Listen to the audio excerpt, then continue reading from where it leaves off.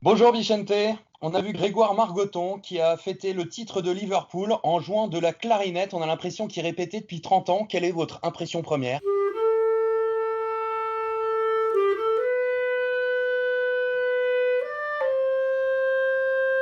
J'étais très impressionné, très impressionné. Je savais qu'il avait fait une formation musicale, mais là, ça a été très concret. Voilà, magnifique. Bon, il était très ému aussi, hein, c'est pour ça qu'il nous a fait You Never Walk Alone à la clarinette.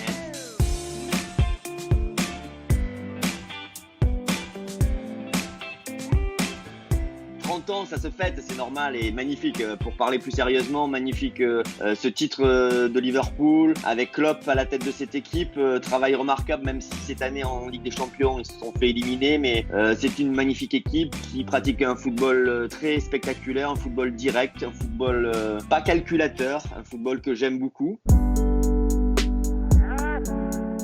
Depuis qu'il est à la tête de Liverpool, il fait partie des meilleurs entraîneurs du monde. En fait, il a impulsé la méthode Klopp, le style Klopp, qui est un football finalement assez simple, avec un milieu de terrain très combatif, un milieu de terrain qui exerce un pressing constant tout au long du match.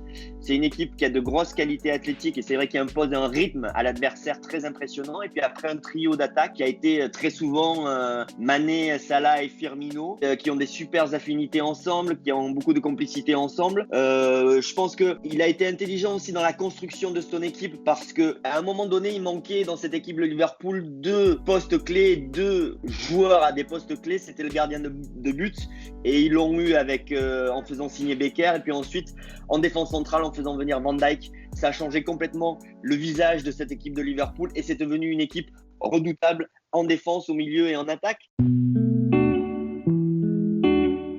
Il faut simplement s'incliner, hein. Bravo aux Allemands. Ils ont été les premiers à prendre la décision de terminer ce championnat parce qu'ils considéraient que c'était important sur le plan économique et sur le plan sportif pour qu'il y ait une vraie équité. Et puis surtout, ils ont mis en place des mesures barrières, des mesures sanitaires qui ont permis de terminer ce championnat. Voilà. Et puis l'organisation allemande, c'est ça qui est assez exceptionnel, c'est qu'ils ont montré un savoir-faire que l'on n'a pas eu en France, par exemple. Donc, c'est un échec, hein. On peut considérer que par rapport à l'Allemagne, c'est un échec pour la France. Voilà, il faut le dire, il faut le dire. Exceptionnel, hein, à son âge et puis en revenant de blessure avec sa qualité de vitesse, sa qualité de dribble et partant du côté gauche et puis après cette frappe pied droit croisé. Pour ceux qui ont vu ce but-là, c'est un magnifique but, c'est un but de dribbleur et un but à la Ribéry, je dirais.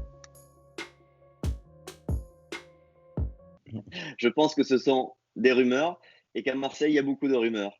Voilà, donc rien de plus.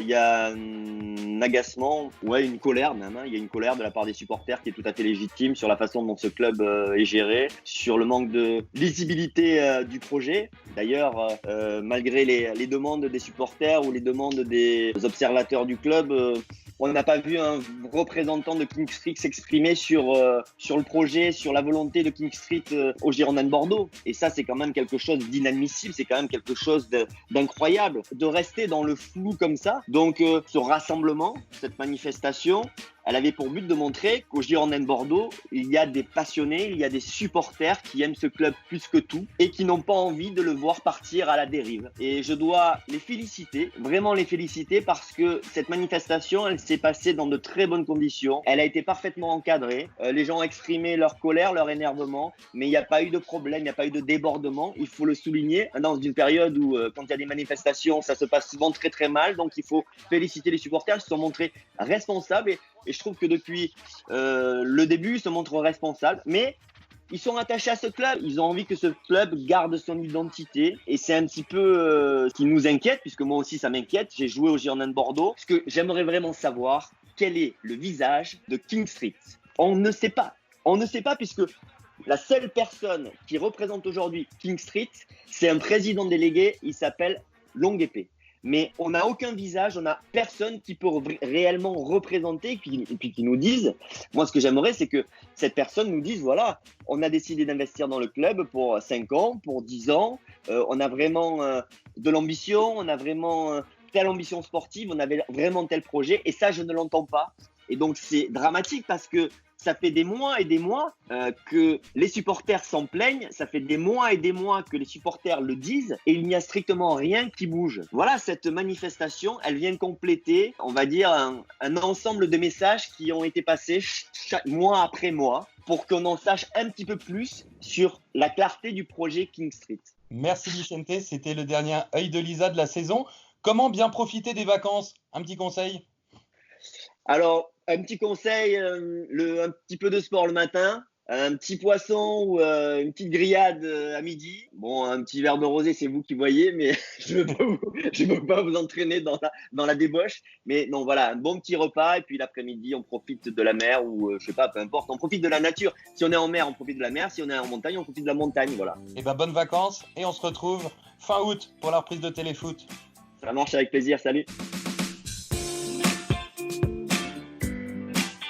Et n'oubliez pas les amis d'aller jeter un coup d'œil aux autres contenus exclusifs de Téléfoot, on est toujours là pour vous, et oui, et on n'oublie pas aussi, évidemment, d'aller s'abonner. Salut!